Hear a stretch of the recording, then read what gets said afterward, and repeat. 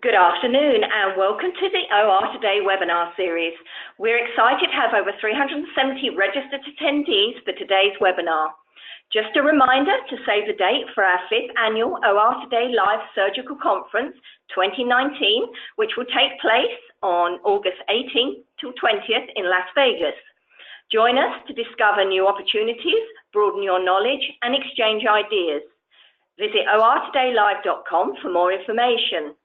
Let's kick off today's webinar by giving an OR Today Live surprise pack to the attendee that can tell me the answer to the following trivia question. In honor of OR Nurse Day next week, what is the name of the first school of nursing which opened in New York City in 1873? Answer now using the questions feature on your dashboard. While you're answering, I want to remind you today's webinar is eligible for one continuing education hour. To obtain your certificate, you must complete the post-webinar survey, which will appear immediately on your computer screen at the end of today's call. One lucky attendee will have the opportunity to win an Amazon gift card, courtesy of OR Today, just for completing the survey. Okay, and let's see who the winner of our OR Today Live surprise pack is. And it is Jana Piri. Congratulations, Jana. The correct answer is the Bellevue Hospital School of Nursing, which of course was established by Florence Nightingale. OR Today would like to thank our sponsor, RepScrubs. RepScrubs offers vendor management and cost reduction solutions. The RepScrubs program provides assurance that every vendor entering a sterile department is wearing clean, prepackaged disposable polypropylene scrubs dispensed on site, while shifting the expense of providing those scrubs back to the vendor. The RepScrubs systems offers hospitals a unique way of improving infection prevention and adherence to regulatory guidelines, reducing costs and enabling hospitals to better control and manage vendor access. For more information, visit repscrubs.com. Our presenter today is Dr. John Kutz, Chief Medical Officer at RepScrubs. John, you may begin whenever you are ready. Thank you so much, Linda. Good afternoon, everyone.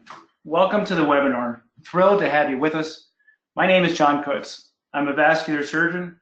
I also serve as Chief Medical Advisor for RepScrubs, and I, as well as everyone at our team, are passionate about operating room attire.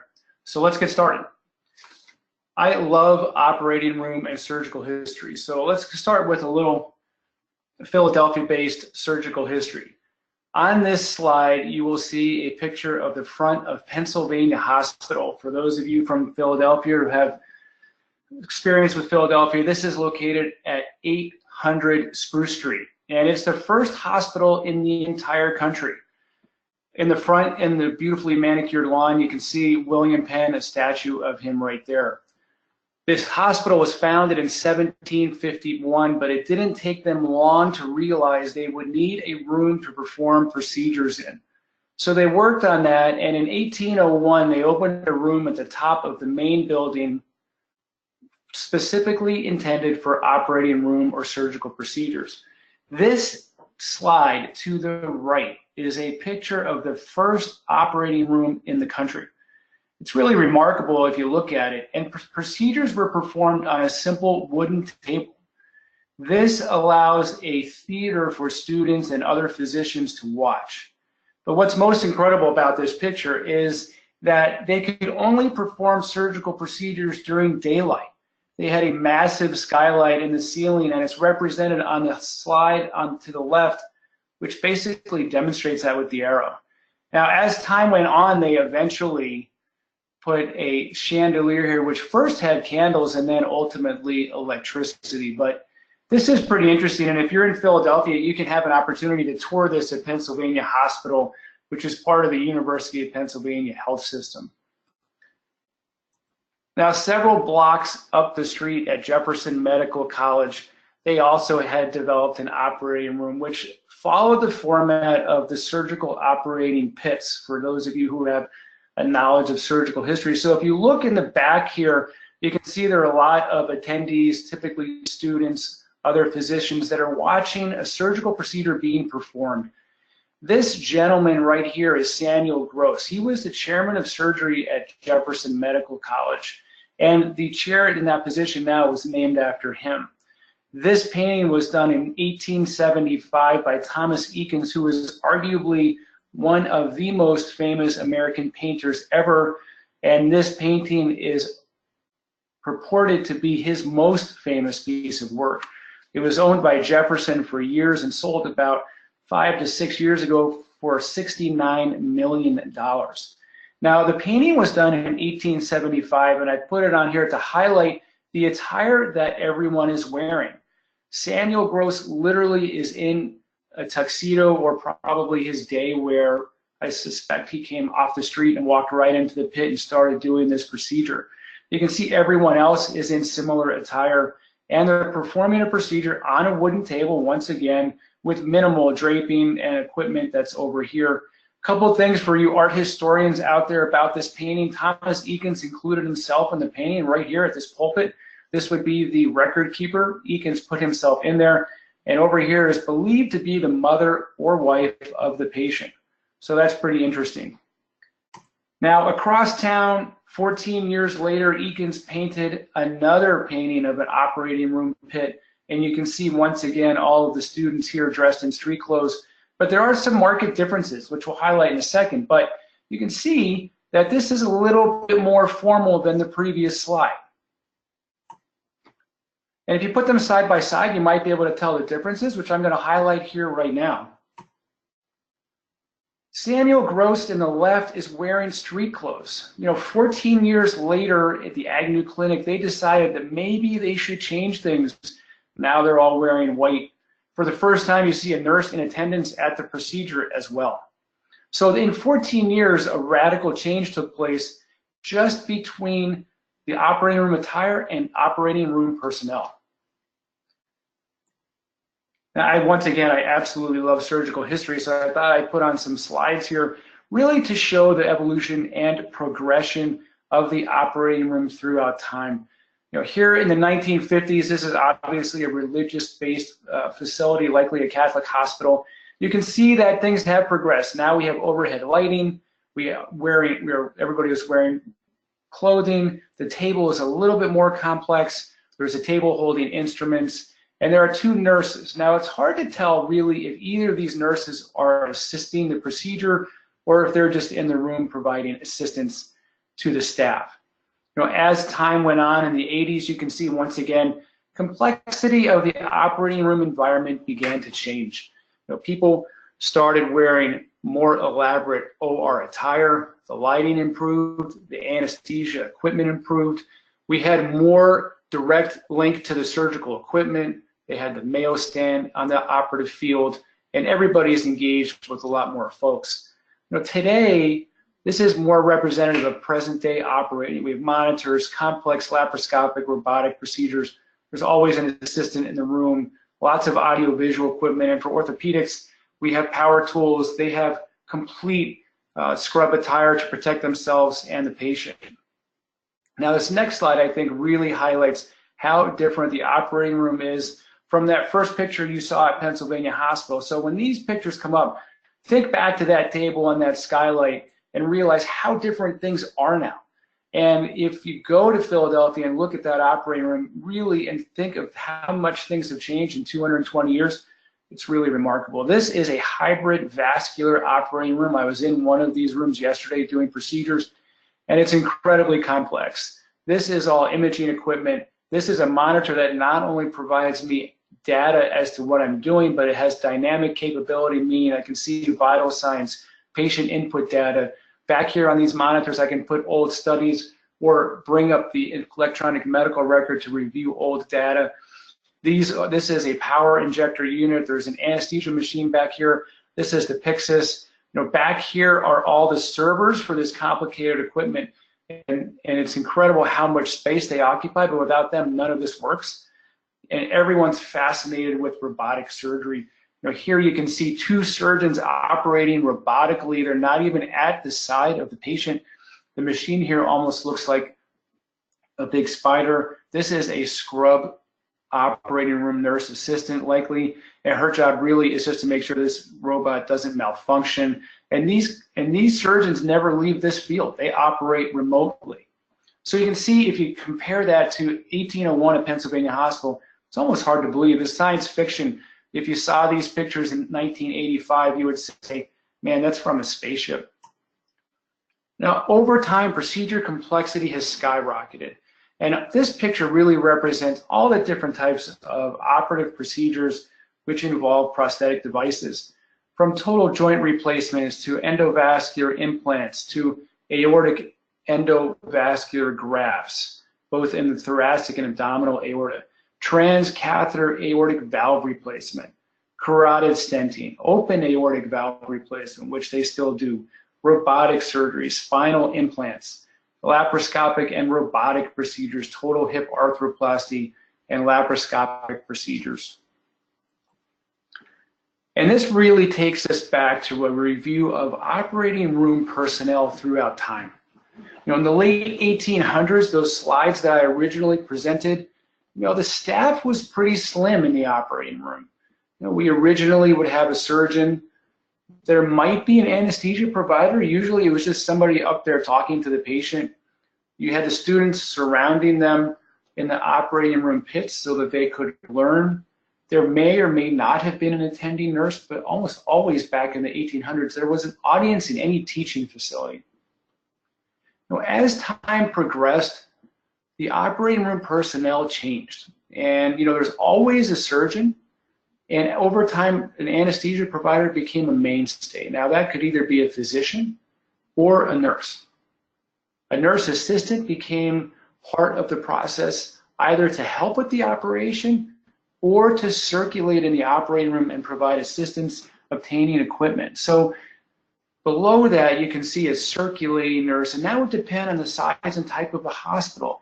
So if you were in a larger facility in the 50s in a tertiary care center, you almost assuredly would have a circulating nurse. But if you were in a small community hospital, the odds are your nurse would help you, and when you needed something, she would have to scrub out, go get it, come back in the operating room and scrub back in.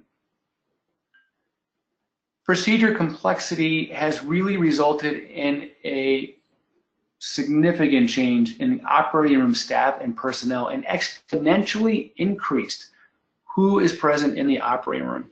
But once again, you always have the surgeon and an anesthesia provider, but assistance is something that is involved in every procedure anymore, and that can either be a physician, a nurse, or a technologist, depending on your facility.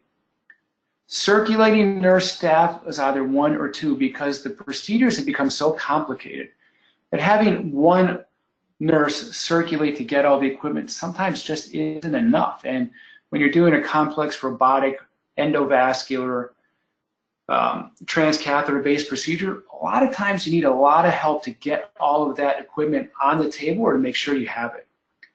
And based on that procedure complexity, if you remember that slide I showed a little bit ago with all those devices, well, all of those devices unquestionably have a device or vendor representative with them. And what they do is basically ensure that the device is used based upon the instructions for use, make sure the surgeon and the team have the appropriate device, and answer any questions related to the implantation.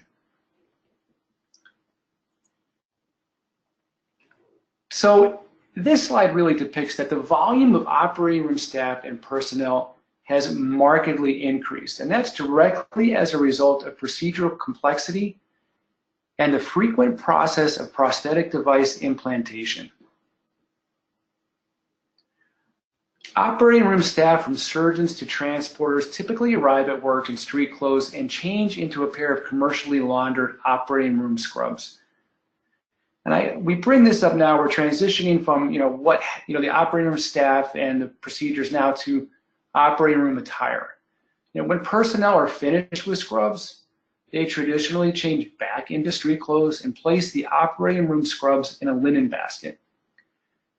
Some facilities have vending machine platforms for scrubs or personnel who dispense the scrubs.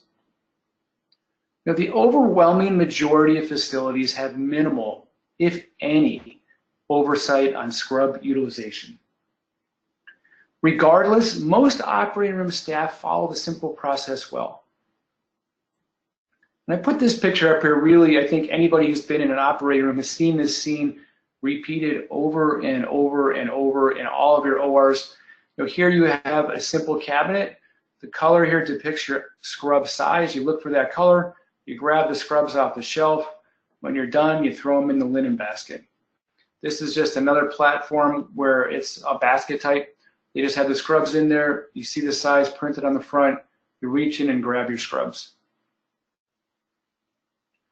Well, then what's the issue? This is the classic commercial from the 80s. Where's the beef for Wendy's? Where's the beef? What's the problem?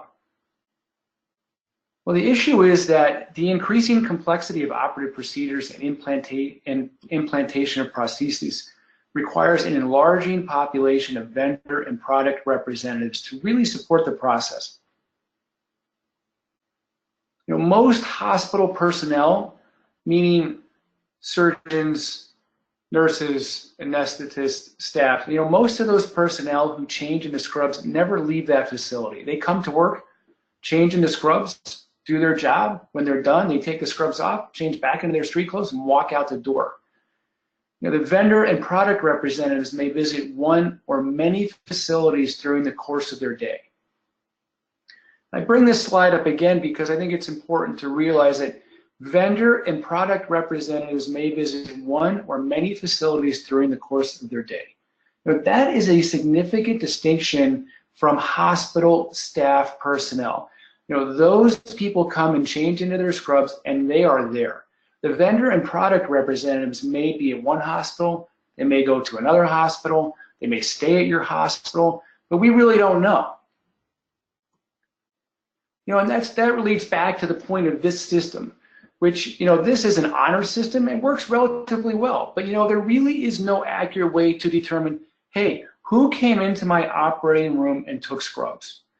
How do I manage inventory? You may come in, and this happens all the time, the popular sizes like large, they're gone. And, you don't even know where they are. And the inventory can be abysmal. You have no idea who returned your scrubs. Counting on people to throw them in the linen baskets, the honor system, but we all know that sometimes that just doesn't work well. And how many pair of scrubs a single person takes? I can tell you, I've seen people walk up, take an entire package of these pants and shirts, and walk right out the door with them. And it's hard to tell who they are, what they're doing. And this, I think, is how, the title of our talk is How Do Our Street Scrubs Contaminate in Your OR? This is how street scrubs enter your OR. Medical device and sales representatives and vendor reps are a population that typically are unregulated and not held accountable to the same standards of all the hospital staff and personnel. There are over 500,000 surgical sales representatives nationally, and that number continues to increase as more products are developed and the complexity of those products increases. You need more reps. And if you remember a couple of slides ago, there may be devices that are inserted, for example, a transcatheter aortic valve replacement. That procedure will have 4 to 5 reps present for each one of those because it's a novel procedure right now. So in the beginning, you'll have multiple representatives there to support the process. And 55 to 60% of all surgical procedures, if you look here, they'll have a rep in it. And that could be anything from a hernia repair to a joint replacement to a prosthetic bypass graft to a valve replacement for your heart. Or even some interventional procedures, dialysis catheter implantation, PICC line insertion. A lot of times the reps go to support this process and make sure that their device and product is utilized appropriately and correctly and the staff have what they need.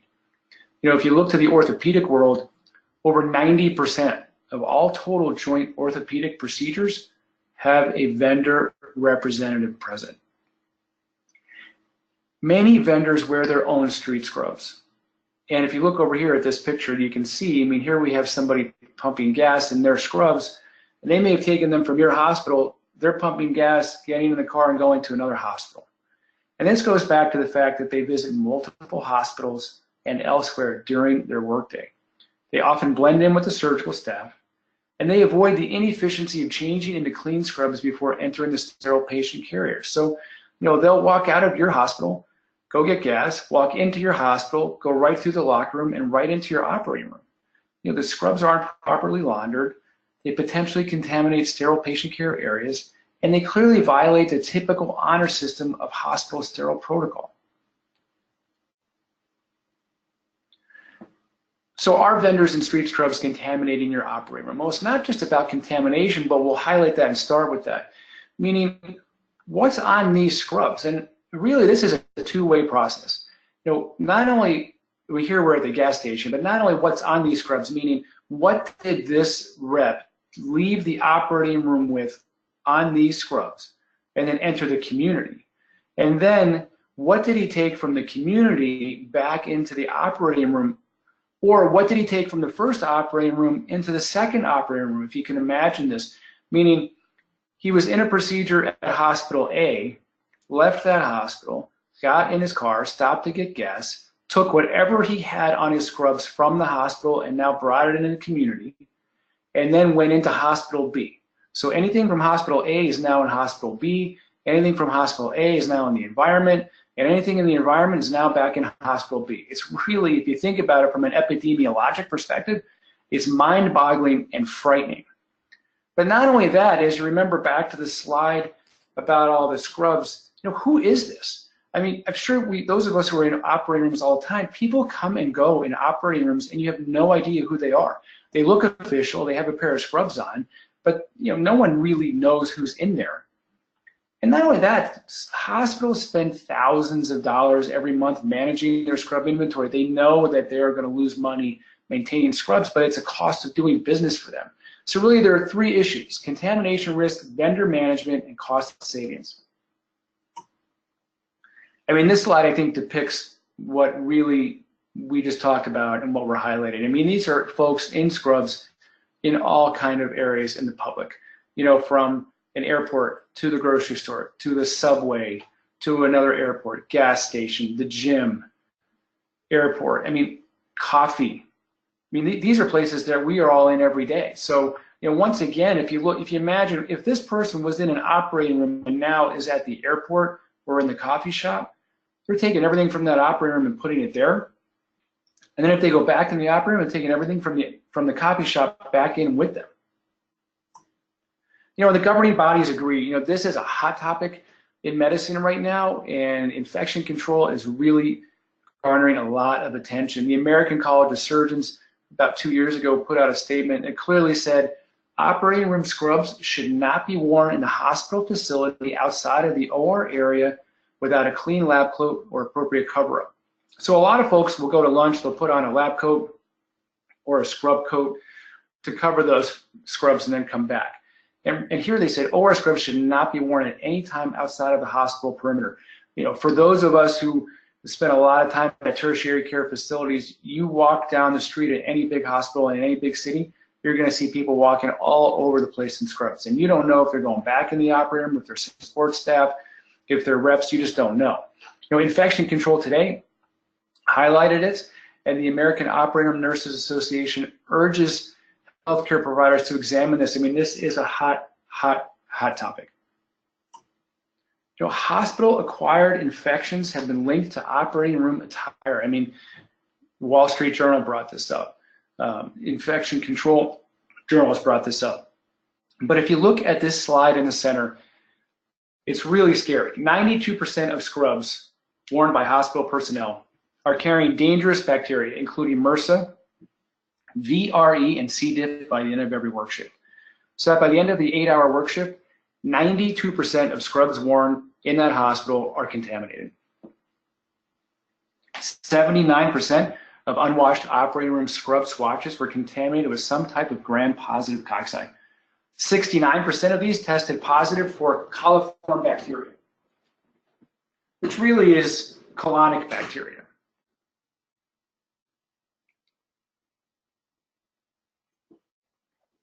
Here we have a study where 3 patients following open heart surgery developed a sternal wound infection.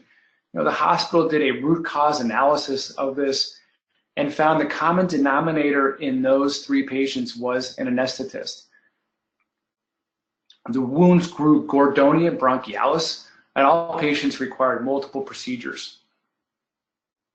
That is an example of how scrubs can impact patient care. So we're going to kind of go on to that in these next few slides. So there's no regulatory policy or quality inspection measures that address surgical attire. And I'm going to read this quote to you just so that you can digest it. The scientific contribution of this study supports and builds on previous research that healthcare providers' uniforms can be vectors that spread infections not only within hospitals, but also potentially within communities. Therefore, further research and policy that address this topic is imperative to protecting patients, healthcare providers, and the health of the public. And if you go back to that slide where you saw the folks in scrubs all over the place, I mean, really, it's the community that we're talking about also. I mean, therefore, further research and policy that addresses this topic is imperative to protecting not only patients and providers, but the health of the public. And this is the Journal of Public Health Epidemiology. This is not only a significant threat to patients and hospitals' health, but really it's the threat to the hospital economic balance. And hospital-acquired infections have become incredibly scrutinized over the last few years. And here you can see some data. A central line infection in your average intensive care unit patient costs the hospital probably $49,000. With ventilator-associated pneumonia, $43,000. A urinary tract infection, you might get away with $962, but if they have a protracted course, I think it's going to be a lot more money. But a surgical site infection is $23,000, and quite frankly, I think that number is conservative, but that includes the entire spectrum from a simple infection that you open at the bedside or in your office to somebody who requires multiple operative procedures and debridements. And this number is likely an average, but I think on the high side of that, the surgical site infection could cost hundreds of thousands of dollars. And this is a critical issue impacting reimbursement. I mean, if you look at these numbers, they're frightening. $35 to $45 billion in annual direct costs related to hospital-acquired infections. And this is why Medicare has clamped down on this, and they do MRSA swabbing. They won't pay for a urinary tract infection if you get it in the hospital. I mean, this $35 to $45 billion in acute care hospitals, $28 to $33 billion in non-acute care hospitals. These numbers are staggering. Healthcare.gov estimates that 1 in 20 patients receiving care in a hospital will acquire an infection. I'm going to tell you, I think that number is incredibly conservative if you add in all the type of infections patients may unfortunately get. I always tell my patients, I say, a hospital is for sick people. If you're well and you're a surgical patient, you can go home. Because you don't want to be one of these 20 patients, because if you get C. diff or pneumonia, it could be catastrophic. So, our product is RepScrubs, and this slide says RepScrubs to the rescue. We're kind of on the white horse here in the cavalry, but in some sense, really we are. And it answers the 3 questions. If you remember that slide, the gentleman pumping gas, the 3 questions were: A, infection control. What's on those scrubs? What did he take from one OR into the community, and then from the community back to the OR? The cost, hospitals spend thousands every quarter, every month, replacing scrubs that they know they're never going to see again. And vendor management. I mean, this is really another big issue in the operating room. Who is in your OR, for how long, and why? I think, from a vendor management, safety, and security aspect, this is really important. So here, this is the RepScrubs solution. Infection prevention, which we've really highlighted. Enhance sterile protocols and reduce hospital-acquired infections. And if you look back on that slide, the $35 to $45 billion, any amount of money you can help save could be put into other healthcare initiatives. We could go into preventive medicine, we could develop protocols, we could immunize, we could spend that money in such other ways instead of managing hospital-acquired infections that may have been capable of being prevented from the start. Not only that, we can monitor and manage vendor traffic. I mean, this, for those of you who spend time in an operating room, you all know, people walking around the operating room, we just don't need the extra traffic. And I'm a chairman of surgery in my hospital. I'm a big stickler about this. I do not like extra traffic in the operating room. If you have a reason to be there, fine. But if you don't, I don't want you in there. Not only that, it costs money. Inventory and expense reduction. I mean, there's nothing worse than going in to get change into your scrubs and all the large scrubs are gone and you don't know why. Somebody could have stolen them, they could, who knows. And reduce lost and stolen scrub inventory. So here's the RepScrubs process. The hospital says we are burdened and overwhelmed with vendor management and scrubs in our hospital. Let's start the RepScrubs solution. So we put a port in the hospital, which really looks like a fancy vending machine. We have the rep register online. They pay an annualized fee, and that gives them access to operating room attire. We're going to go over this in a second, so I know this everybody wants to kind of see that. But what it really does is make sure that everybody's compliant and safe. So, once we get this scrub port, now we've answered a lot of those questions you saw in previous slides where, hey, this person deserves to be there. They're in clean scrubs. They're not impacting the scrub inventory for the hospital staff, and they're compliant and safe.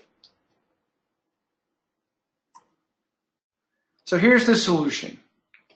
So here's the RepScrubs port. Once again, it's a fancy vending machine, but really this vending machine has a lot of moving parts in it.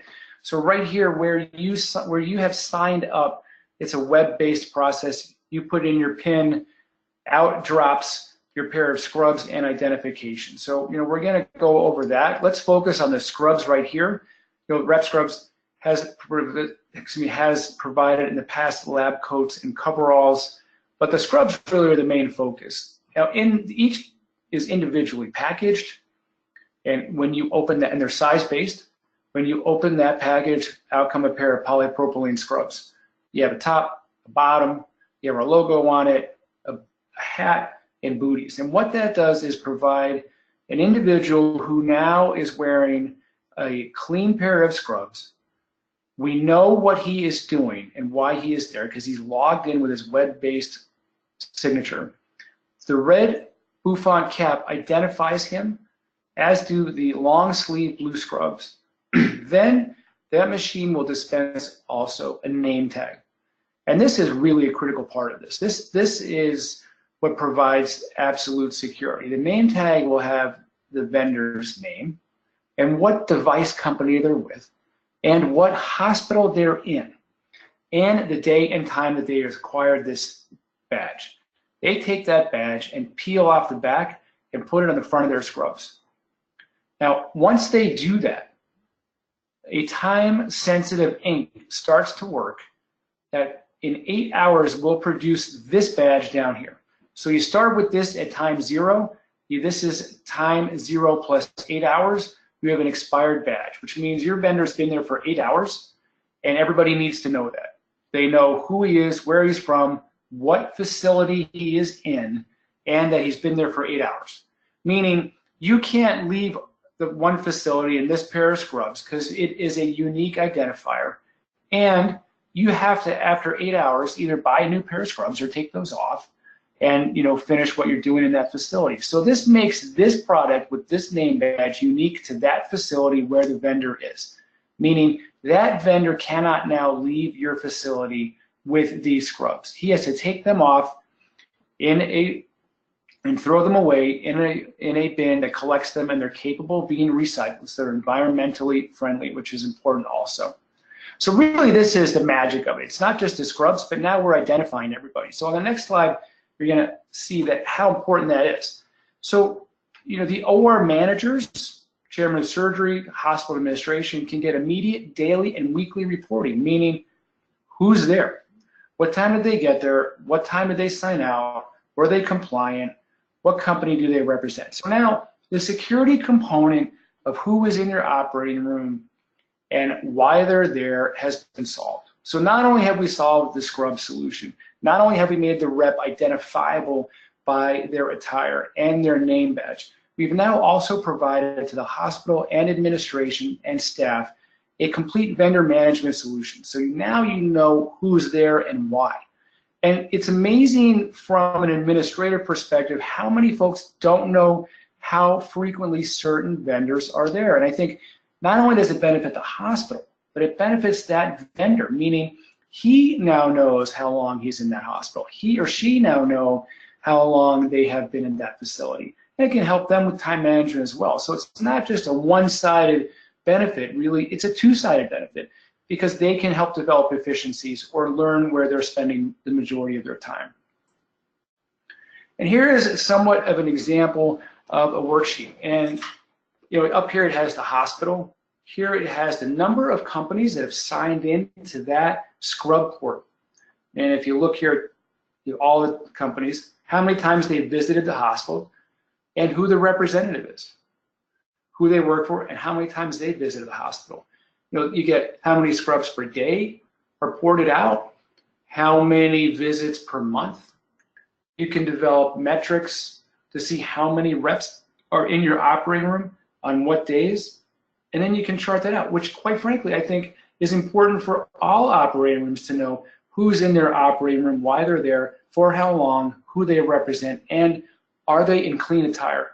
So it's not just about the clean attire, but it's also about the vendor management, the cost savings, and the infection control.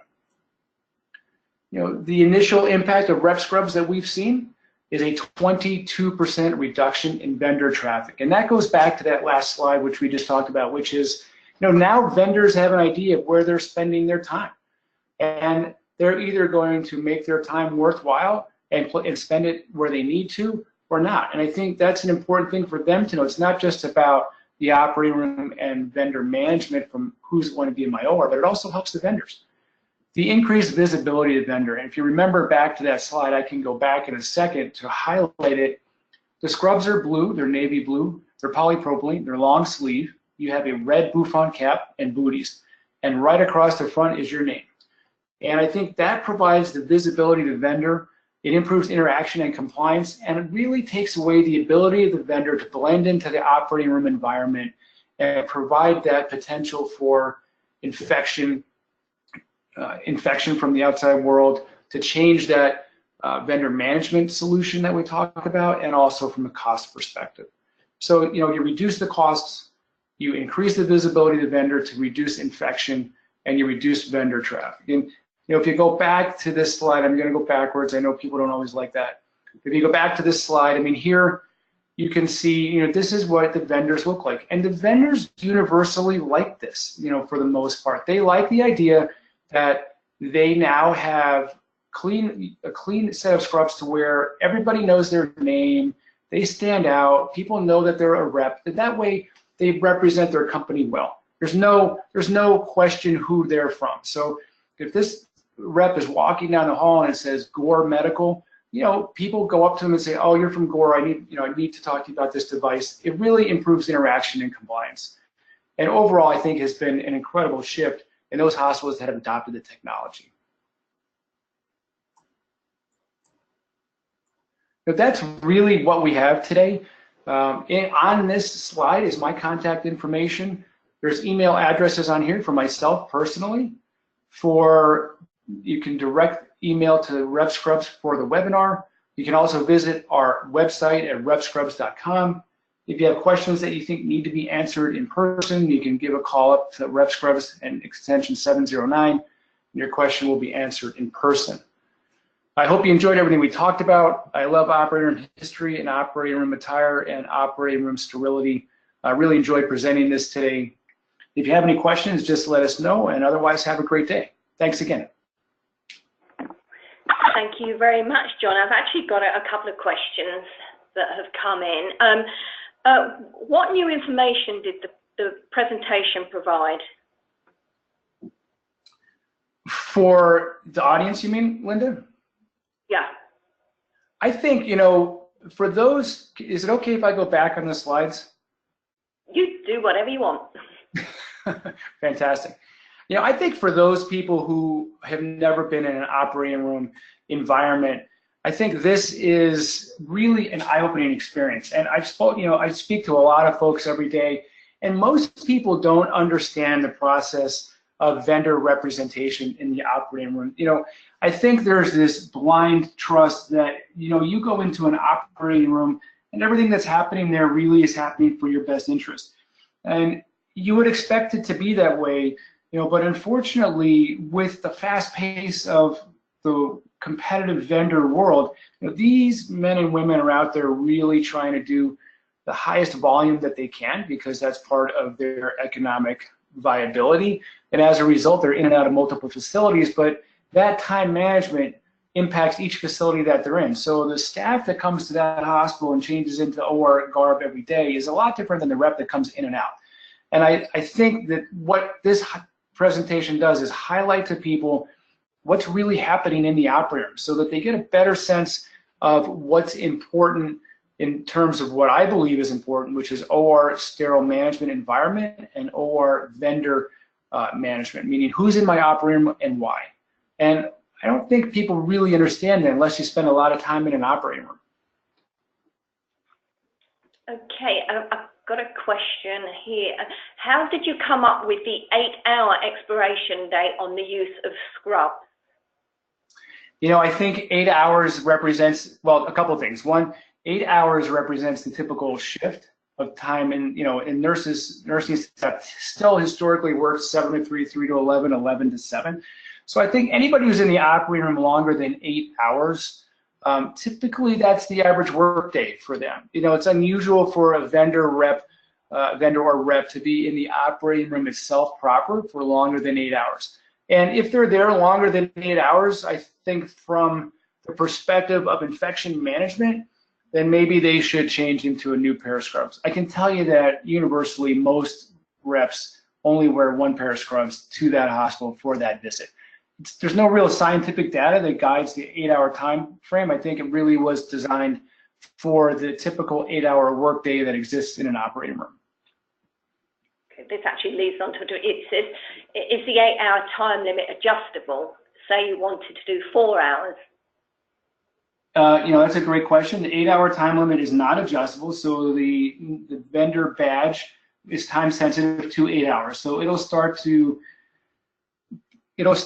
change that ink over time once you take this, once you take the badge off. But basically what it does is provide that rep one pair of scrubs for that 8-hour period for that operating room. So, if they're going to be in that operating room all day, they buy that pair of scrubs, they own them for 8 hours. So there's no opportunity to change less time because, if you change less time, you may need more time. So we felt an 8-hour window provided the maximal typical time for that vendor or rep to use that pair of scrubs.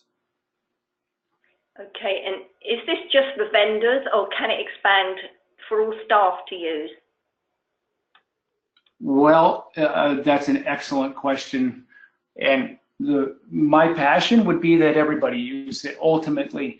I think the most, the initial push really, and the most unregulated and not held accountable population, which I brought this slide up for that purpose, vendor representatives are the ones that are in and out of operating rooms more frequently than the typical hospital staff who comes, changes, and stays there all day.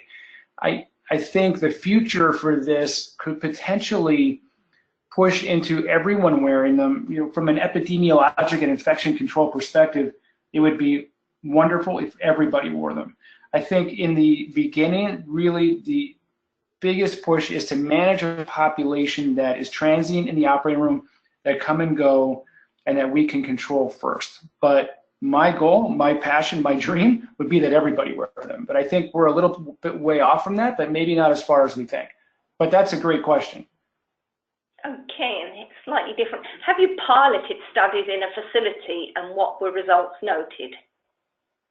So we have anecdotal data. Do we have a study that can directly, do we have a scientific, objective, evidence-based study that can directly link these two processes? We have anecdotal data, and which I presented here in this slide. Do we have a study that says this person carrying these scrubs in this OR caused this infection? We don't have that yet. And we're looking to get that accomplished. And we've had a lot of meetings to work on funding to have that done. But I don't have that direct scientific link. I have a lot of anecdotal data. I have common sense data.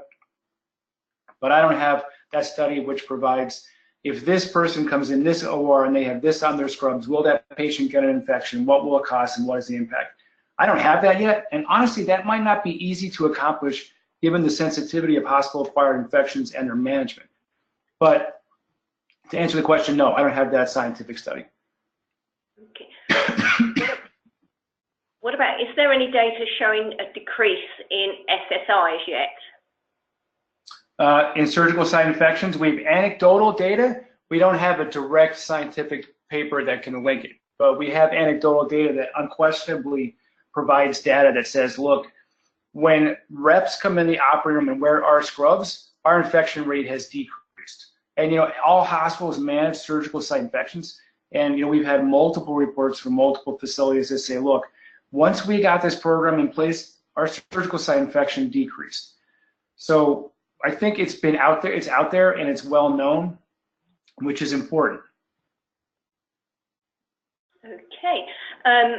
Going back to the vendors, are the vendors close enough to the patient to cause a surgical contamination for their scrubs to matter? Yeah, absolutely.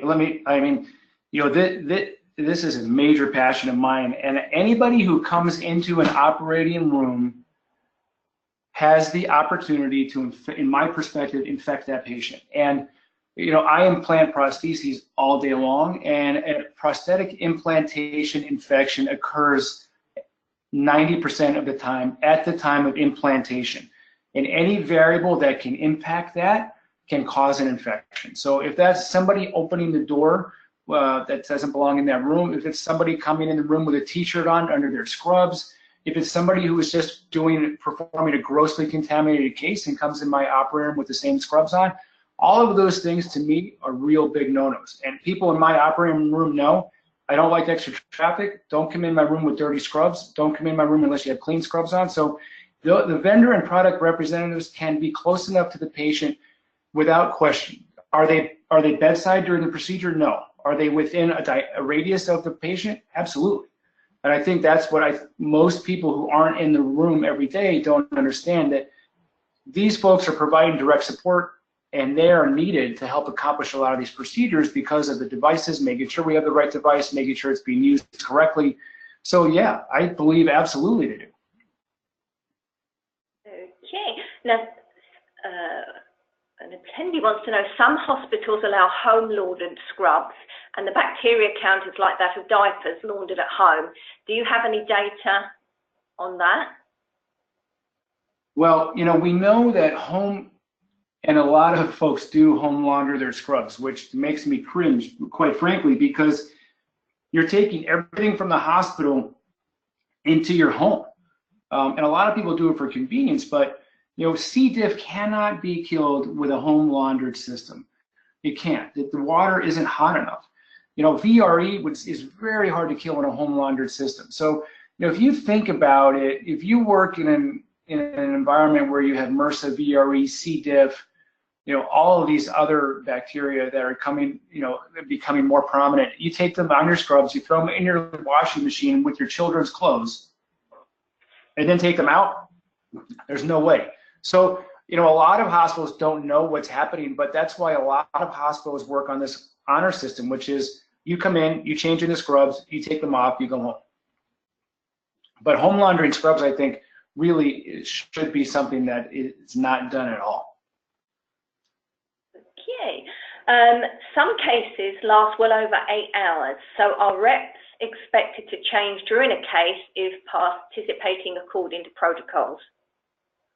I think that would be the ideal. I think it depends on how long it's expected that the rep be in there, and if it's going to be another hour or so, then I don't know that it's a big issue. Really, the time expiration stamp is to let people know that they've been there a minimum of 8 hours. I think if the rep is going to be there another 4 or 5 hours, they should consider whether they should change based on their exposure and time. But I think the timestamp expiration is really to say to everybody who sees it, look, that person has been here 8 hours. You need to know that.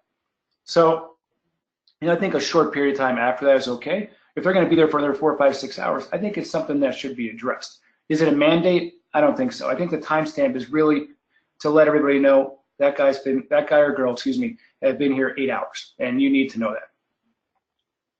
Okay, and keeping on that subject, when a vendor is identified as wearing expired scrubs, what is the formal process for removal? Does surgical service own this, or hospital security? So within the operating room there, and we just don't have a picture of it on the presentation. I apologize about that. There's a mechanism by which the rep disposes of the scrubs. The scrubs can then be gathered and recycled. So there's a whole process. There's no security involved in that. Once they take out those scrubs, they put them in a waste control basket, and they're gathered. That's managed by the hospital, and then the rep puts on their street clothes and walks out. Okay, and we've got one about surgeons here. So surgeons also travel between facilities, patient rooms and departments. Wouldn't that also be a good trial? Absolutely. Without a question, it would absolutely be one. Surgeons do this all the time. I change my scrubs between every single case that I do, and if I leave the operating room and come back, even if I'm covered up, I change my scrubs. We kind of count on surgeons to have that honor code about them. There are some surgeons that just don't believe that this has an impact, and there are some who implant prosthetics all day, like myself, who are incredibly compulsive about it. But to answer the question, I would love to do that study. Getting it accomplished so far, we haven't had the opportunity to do that, but hopefully that's some point in our future. But we've all discussed that at our company, and I think it's something that I would love to see. Okay. So what do you advise the staff who state they're allergic to the detergents used by the professional laundry? Oh boy, that's probably in response to the home laundering. I think that's a tough scenario. I personally haven't seen that often, but I don't know if I have a great answer for that. I haven't seen it that often. I'm sure it happens, but maybe they could talk to the hospital or the scrub commercial vendor and say, look, is there an opportunity for me to do something different than the mass scrub population? I understand people's concern that they want to launder their scrubs if they have a sensitivity, and I even myself understand that because they have a tendency to use a lot of starch in some of the scrubs, and they have a tendency to use very aggressive material to make sure they're clean. I think that would fall on the facility themselves, and I don't mean to say it like that. I understand both sides of that story, but I think, well, more importantly, what people have to consider is they're taking their scrubs home, carrying with them everything that was in the hospital, and now putting it into their washer and dryer, which really, if you think about it, you're not killing anything. More than assuredly, you're just grossly cleaning your scrubs and then putting them back on and going back to work. So I think the solution has to be worked out on the hospital side of that with the scrub management system. I discourage folks from using that as rationale to home launder their scrubs, because VRE, C. diff, and MRSA can be catastrophic and can absolutely be passed to family members, particularly those at the extremes of life, meaning young children and older folks. And this happened to one of my mentors when I was a resident, and he took bacteria home to one of his children, and it was catastrophic. And this was in the 1980s. So, this happens. I think we need to really have a heightened awareness about it. Okay. Is this product designed to replace RepTrax type credentialing products? No, these products work in a little bit different fashion. So RepTrax is really to keep track of the rep, meaning who is in their facility and from what company they represent. This product is, once you get in the facility, it's really meant, once you're in the operating room, then at that point, are you wearing clean surgical attire? And then, we have a relationship with Simpler, which also is involved in the rep vendor management tracking system. So we have worked in combination with them. So it's not meant to replace RepTrax. I think this is meant to ensure that those folks in your operating room have clean attire, that they are managed appropriately from a vendor management perspective, and they're controlling your costs. I'm not sure it's meant to replace RepTrax. I really think this is a whole separate product.